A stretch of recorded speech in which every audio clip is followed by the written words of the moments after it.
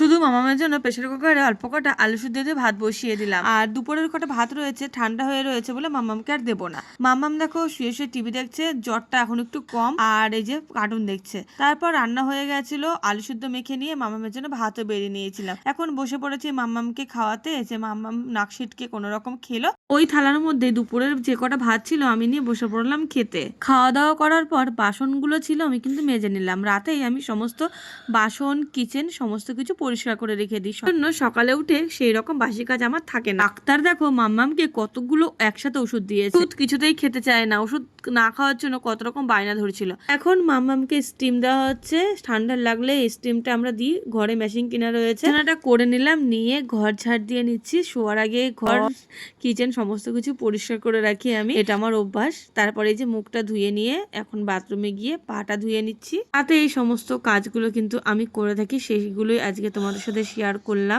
মামাম brush করিনি, ও গিয়ে শুয়ে পড়েছে, ওকে আমি মুখ মুছে চুল বেঁধে বিছানায় দিয়ে আসলাম, ও শুয়ে রয়েছে।